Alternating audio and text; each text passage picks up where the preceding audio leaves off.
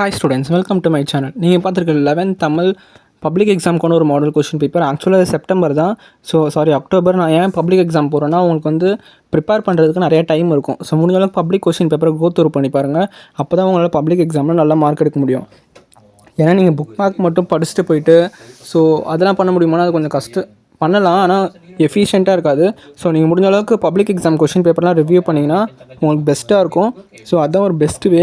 So நான் இந்த question பேப்பரை நீங்கள் மறக்காமல் ஸ்கிப் பண்ணாமல் பாருங்கள். நான் ஏன் சொல்கிறேன்னா, நான் நடுவில் நிறையா இம்பார்ட்டன்ட் பாயிண்ட்ஸ்லாம் சொல்லுவேன். ஸோ அதுக்கு தான் சொல்கிறேன்.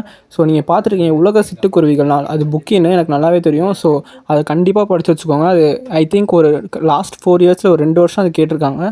ஸோ இந்த வருஷம் கேட்குறதுக்கு நிறையாவே சான்ஸ் இருக்குது. ஸோ அதுக்கு தான் சொல்கிறேன். ஸோ அதை நல்லா படித்து வச்சுக்கோங்க. அதே மாதிரி புலி போல பாய்ந்தான், அது எவ்வளோ பார்த்ததில்ல. மனோன்மணியத்தின் உள்ள கிளைக்கதை, அதுவும் புக்கின்னு. ஸோ தமிழ் பொறுத்தளவுக்கு நான் என் லாஸ்ட் வீடியோஸ்லாம் நல்லா பாருங்கள். நான் 1 மார்க் பற்றி நிறைய டிப்ஸ் சொல்லியிருப்பேன். ஸோ பப்ளிக் எக்ஸாமில் 1 மார்க் உங்களுக்கு 14ல் 10 தான் புக் பேக் வரதுக்கு சான்ஸ் இருக்குது. ஸோ மீதி 4மே புக்கின்னு வரலாம். அந்த 4ல் 1 வந்து ரொம்ப டஃப்பாக வரலாம். அந்த ஒரு டஃப் எதுக்குன்னா சென்டம் வாங்காமல் வைக்கிறதுக்கு தான். ஸோ அப்படி வரலாம். ஸோ அதுக்கு நல்லா நீங்கள் தரவாக படிச்சுட்டு போங்க.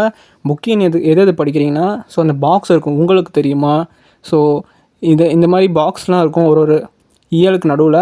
ஸோ ஒரு லெசனுக்கு நடுவில் அதெல்லாம் நல்லா படிச்சுக்கோங்க. அதே மாதிரி பேச்சு மொழி, எழுத்து மொழி, அது ரொம்பவுமே ஈஸி. உங்கள் ஸ்கூல்லே படிக்க வச்சுருப்பாங்க. சங்க காலத்தில் தமிழ் மொழியின் நிலை பற்றி, ஸோ அது ரொம்ப இம்பார்ட்டண்ட். அதையும் நல்லா படிச்சுக்கோங்க. அகநானூறு பார்த்திங்கன்னா அதுவும் இம்பார்ட்டண்ட். ஸோ இந்த 22லேருந்து 30 வரைக்கும் இருக்கும். ஸோ அது வந்து நல்லா படிச்சுக்கோங்க.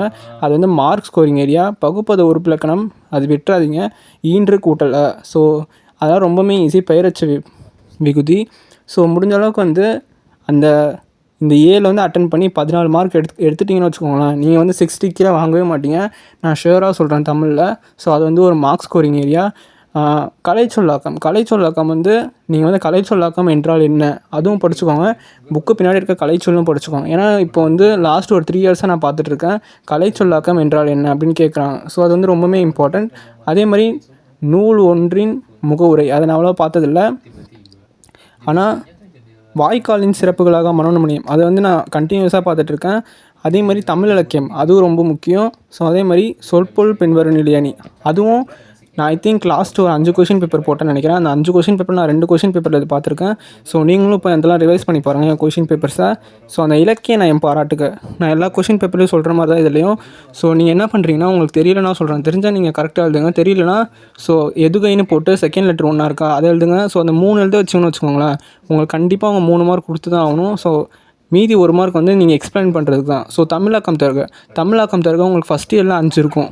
ஸோ அந்த 5 தான் கேட்கணும். அப்படி இல்லைனா மற்ற எதுவும் கேட்க முடியாது, ஏன்னா எல்லாமே பேராகிராஃபு. ஸோ அந்த 5 கேட்கலாம். இந்த மாதிரி ஜென்ரலாக கேட்பாங்க. இந்த மாதிரி ஜென்ரலாக கேட்டால் ஐ திங்க் கொஞ்சம் எழுதிடுவாங்க. சில பேர் கஷ்டமாக இருக்கும். ஸோ அதுக்கு தான் சொல்கிறேன். ஸோ முடிஞ்ச அளவுக்கு வந்து என்ன பண்ணுறீங்கன்னா, நீங்கள் அந்த ஃபஸ்ட் இயரில் இருக்கிறத நல்லா படிச்சுக்கோங்க. மேக்ஸிமம் 99% அது தான் கேட்பாங்க. மீதி அந்த 1%க்கு வந்து ஸோ என்ன வேணால் கேட்கலாம், சான்சஸ் இருக்குது.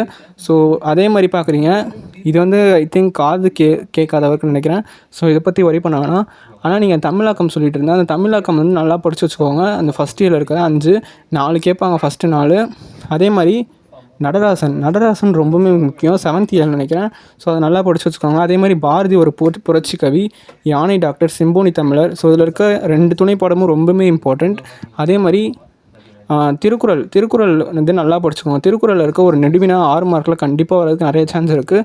செய்யுளில் வரும். ஸோ சிற்றூரும் வரப்பெடுத்து, அது கொஞ்சம் ட்ரையாக தான் இருக்கும். இருந்தாலும் நீங்கள் நல்லா படித்து வச்சுக்கோங்க. ஸோ முடிஞ்ச அளவுக்கு உங்களுக்கு இருக்கிறதே 10 திருக்குறள், அதுலேருந்து ஏதாவது ஒன்று வந்துடும். ஸோ உங்களுக்கு எந்த டவுட் இருந்தாலும் எனக்கு வாட்ஸ்அப்பில் பர்சனலாக கேளுங்க. All the best. தேங்க்யூ.